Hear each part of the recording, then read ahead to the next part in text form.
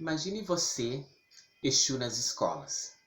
Imagine você, Exu na política, Exu em todos os espaços. Eu sou Marcelo Studinski, historiador e aluno do mestrado profissional em ensino de História aqui da FURG, a Universidade Federal do Rio Grande, no Rio Grande do Sul. Este é o tema do vídeo de hoje. Ao longo dessa semana, enquanto historiador, estou escrevendo um artigo que pretendo publicá-lo numa revista científica. E me deparei com outros 3 artigos muito interessantes que gostaria de dividir com todos e todas.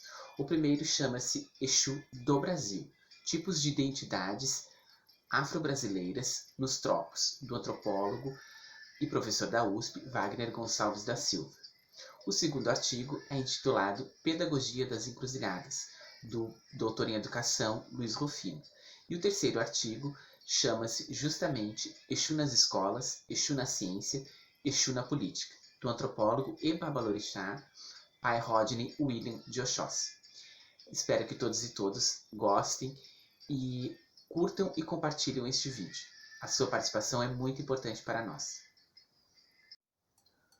O primeiro artigo que temos é Exu do Brasil, tropos de uma identidade afro-brasileira nos tropos. Como dissemos, é de Wagner Gonçalves da Silva, professor da USP.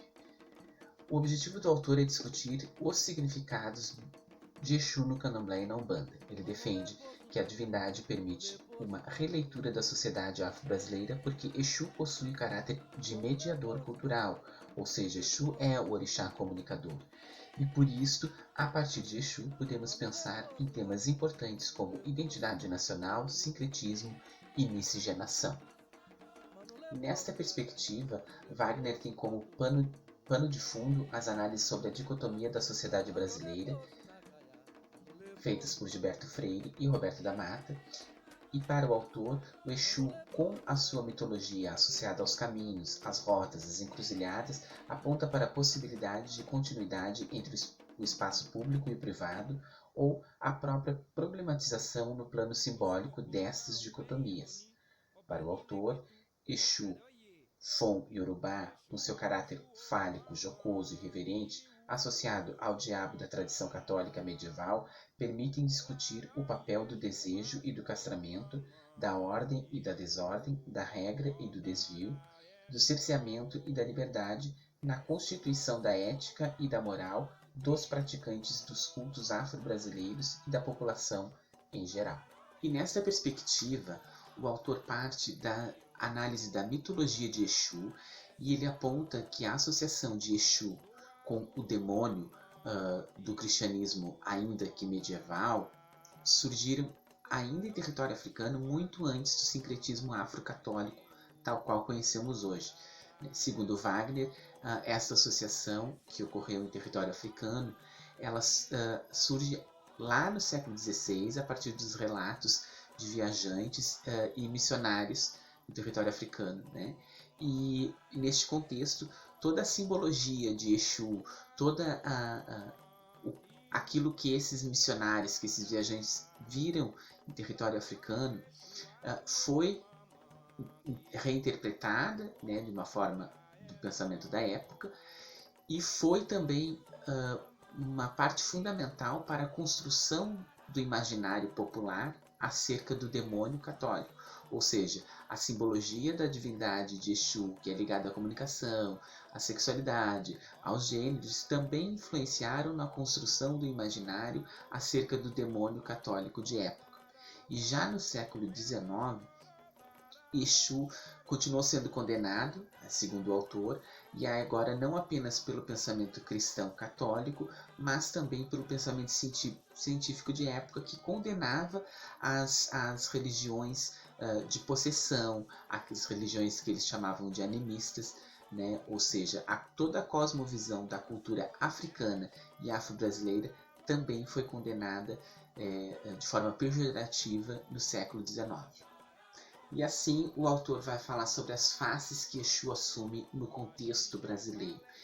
Aí sim ele se aprofunda no contexto de sincretismo, ele vai falar sobre Exu como uma resistência negra, né, a partir desse sincretismo, até chegar no final do século XIX e falar do surgimento, um pouquinho do surgimento da Umbanda e a associação desse Exu com o demônio, né, a condenação por parte da igreja, por parte da sociedade, aos rituais afro-brasileiros. Vai falar no surgimento da pombagira, através das questões de gênero, e aí ele faz uma menção a Exu de duas cabeças, que seria essa dualidade de gênero de Exu. Ele vai falar sobre o caboclo Choroquê, que é metade Exu, metade mestiço preto, né? E a outra metade um índio. Ele vai falar sobre Ogum Choroquê, que é uma metade o cavaleiro, né? Com a armadura aos moldes de São Jorge, e a outra metade Exu preto, né? Como aquela ideia de bem e mal, de branco e preto, sociedade conflituosa, né?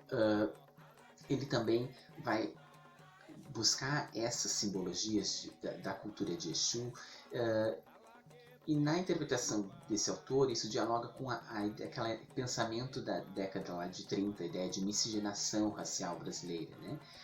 Ele vai falar dos altares, né, o culto ao orixá Exu, né, nos ibás, dos assentamentos, né, e também ao culto dos Exus na Umbanda, os altares de Exu, todos os guerreiros de Umbanda, né, e ele vai falar sobre o grande altar de Exu no Brasil, que é no mercado de Porto Alegre, né, o Bará do Mercado, né, que a chave, o garfo, toda a simbologia de Exu está presente ali, e esse Exu vai assumir em década de 30, 40, com a ideia de identidade nacional, ou um pensamento nacionalista de Vargas. Ele vai estar presente nas artes, ele vai estar presente no carnaval, na alimentação, e o Estado, né, ou melhor, o Estado se apropria da simbologia negra como um todo, e essas simbologias de Exu vão estar presentes nessa ideia de cultura nacional, né? A apropriação cultural por parte do Estado. E aí a gente fala do surgimento do malandro, né? Aquele personagem que está presente naquele pensamento pejorativo da ideia do carioca, do malandro, que vai se ressignificar na Umbanda com o Zé Pilintra, e que também vai estar presente no cinema, vai estar presente inclusive lá no desenho animado, Zé Carioca, vai estar presente no Macunaíma, né, que ele associa muito a ideia de Macunaíma, o índio, o preto e o branco, que também está presente a figura de Exu nas entrelinhas. E aí, eu usando as palavras do autor, conhecer a mitologia de Exu, conhecer a simbologia de Exu, ajuda muito a nós, enquanto sociedade, superarmos o caráter, os próprios dilemas nacionais, né? Essa ideia de uma falsa democracia racial, né? Exu não é nada disso, Exu é o conflito, né? Exu é aquele que busca na desordem o lugar, né, para a gente se pensar no mundo. E que é esta a proposta do autor, é pensar a figura de Exu como um articulador para a compreensão da sociedade brasileira, nos aspectos sociais, nos aspectos culturais e, quiçá, políticos e econômicos, né? E nesse sentido vai dialogar com o segundo artigo que eu me proponho a falar aqui, que é a Pedagogia das Encruzilhadas, do Luiz Rufino. Pedagogia das Encruzilhadas, Exu como Educação. Exu, na cultura iorubá e nas suas múltiplas inscrições na diáspora africana, emerge como princípio explicativo de mundo sobre o acontecimento, a comunicação, a linguagem, invenção, corporeidade e ética. Nesse sentido, considerando que os domínios do orixá são também comuns aos fenômenos educativos, podemos, a partir de um giro enunciativo, perspectivar uma educação referenciada por ele. Assim, na emergência de processos educativos e proposições curriculares antirracistas e decoloniais, é que lanço mão da Pedagogia das Encruzilhadas, um projeto político, epistemológico, ético, que tem Exu como fundamento teórico-metodológico. Dessa maneira, entendo que a decolonização se constitui enquanto ação e demanda outras presenças, conhecimentos e gramáticas. Este artigo investe na crítica às obras coloniais que regimentam a educação não como prática emancipatória, mas como forma de regulação. A reflexão também investe no apontamento de outras possibilidades de problematização da educação a partir de referenciais éticos, estéticos, historicamente produzidos como não credíveis pela razão dominante e suas políticas de conhecimento. Neste sentido, para Rufino, a educação está fundamentada na condição do ser e no exercício da sua existência. Os processos educativos, para o segundo autor, são experienciados, são vividos nas mais diferentes formas, presenças, contextos e experiências, né? E aí ele tece uma crítica ao modelo educacional vigente desde o início dos tempos, né? A educação acabou se inscrevendo como uma política de produção do modo dominante, ou seja, uma lógica totalitária, uma lógica investida e mantida ao longo do século a pauta da educação como forma de regulação da sociedade, como empreendimento colonial. E aí ele está falando de raça, está falando de racismo, está falando do patriarcado, do capitalismo como um todo. E aí o que ele propõe são educações, ou seja, agrupar os sentidos opostos através da pedagogia das encruzilhadas, trazer Exu como disponibilidade matriz ou motriz da ética, da política, né? Exu, e aí ele se fundamenta lá nas mitologias, nas simbologias e nas ritualísticas de Exu, para propor esta pedagogia das encruzilhadas como forma de fato, uma emancipação do ser. O Exu menino, que fundamenta a epistemologia, a teoria, a metodologia, né, da educação, desde a formação de profissionais até o cotidiano de alunas e alunos, né? A relação entre Exu e Axé seria a saída que o autor propõe para esse projeto, contra esse projeto colonial. E aí é interessante a gente pensar, né, que se vem falando através da Lei 10.639 de uma educação antirracista, uma educação para a diversidade, e aí ele está falando de uma educação intercultural que deve ser encontrada a partir daquilo que se chama de educação nos terreiros, porque é nos terreiros que essa diversidade ocorre de forma plena, segundo o autor, né? E Exu como princípio explicativo é aquilo que Rufino propõe com a sua pedagogia das encruzilhadas. E Rufino conclui: ao longo dos argumentos aqui expostos, retomo a ideia de uma educação como axé, prática implicada na vida em toda a sua diversidade e imanência. Dessa forma, educação como política de potencialização dos seres, fortalecimento comunitário, liberdade e autonomia. Exu, sendo por excelência o portador do axé de Olorum e o responsável pela dinamização de todas as energias vitais existentes, e por isso é peça fundamental na elaboração de um mundo novo. Nesse sentido, devemos nos ater à proposta de Exu não como mero fetichismo conceitual, mas como saber praticado, ação pedagógica comprometida com uma ética antirracista decolonial. A pedagogia das encruzilhadas se lança na proposta e na atuação da tessitura desse mundo novo, reivindicando Exu como gnose, esfera de conhecimento, e costurando um balaio conceitual assente em seu signo. A pedagogia firma ponto no campo da educação, do antirracismo e da crítica ao colonialismo. Nessa perspectiva, o que busca uma política, uma escola ou um currículo que não se quer ser a última verdade das coisas. A breve resposta ratifica o que foi dito ao longo do texto e é dada como acabamento provisório para o mesmo, ou seja, busca ser Exu, dinâmico, plural, inacabado e possível de ser lido, enunciado e praticado em qualquer esquina e dobra deste mundo.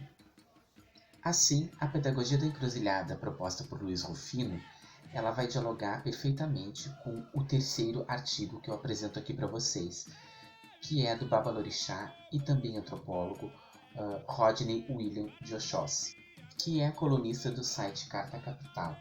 Ele escreve todas as sextas-feiras neste meio de comunicação. O artigo, intitulado Exu nas Escolas, Exu na Ciência e Exu na Política, foi publicado em novembro de 2019, 29 de novembro de 2019. E a proposta do autor é basicamente muito similar às dos artigos anteriores, e por isso eu não vou me estender tanto nele. Mas é importante colocar que o pai Rodney coloca Exu nas escolas no sentido que dialoga com as ideias de Rufino. Ou seja, não é falar de Exu nas escolas, ensinar as crianças, mas levar esse pensamento da construção do currículo escolar a partir de uma outra lógica que não seja essa lógica branca, cristã, heteronormativa. Né? E da mesma forma, Exu na ciência. Né? Exu é aquele que é dinâmico, aquele que é um movimento, aquele que é o orixá das trocas, né? O orixá que está lá no mercado, o orixá que está nas experiências e nas relações humanas, né? E por isso também Exu na política, ou seja, política, um espaço de poder, um espaço que necessita da comunicação e que necessita pensar a sociedade de uma outra perspectiva. E aí o pai Rodney vai dizer o seguinte, que o mundo precisa conhecer o poder de Exu porque ele é a comunicação plena. Ao aprofundar este conhecimento, conseguimos expandir a compreensão do universo e movimentar as forças da natureza para transformar as vidas, porque Exu é a síntese de um modo de pensar, sentir e agir no mundo, que se afasta da visão eurocêntrica, ou seja, vai ao encontro do primeiro artigo, né, daquela de romper com essa ideia de uma suposta identidade nacional, pautada também numa suposta democracia racial, e Exu vai transgredir isto, né? Vai dizer que a sociedade brasileira ela é negra porque mais da metade da população brasileira é negra, e essa influência está em todas as perspectivas sociais, culturais e também nas formas econômicas, porque as famílias da sociedade,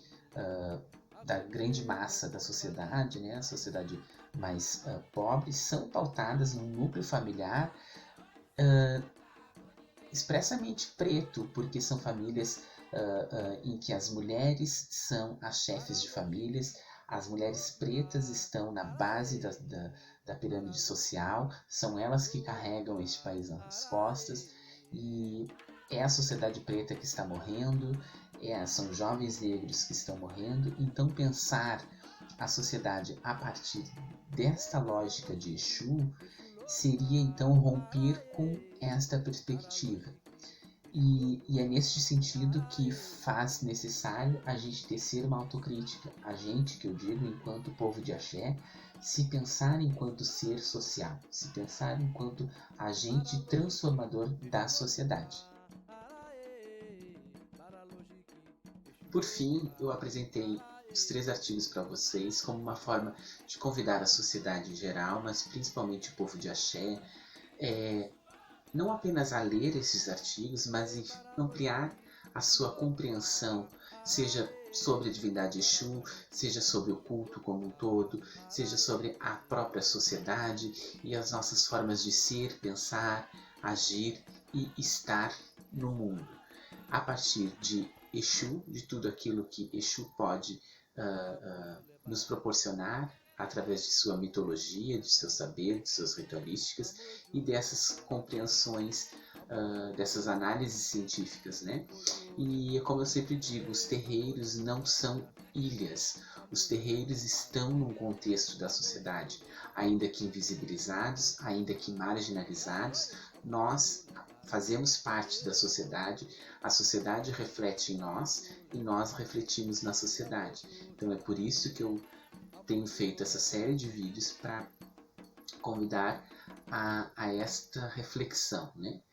Educação nos terreiros, como a gente pode contribuir para uma sociedade melhor e como essa sociedade também interpela nas nossas relações interpessoais nos terreiros. Este foi mais um vídeo do canal Candomblé História. Espero que todos e todas tenham gostado e, por favor, curta e compartilhe. Motumbá, axé. Tchau, tchau.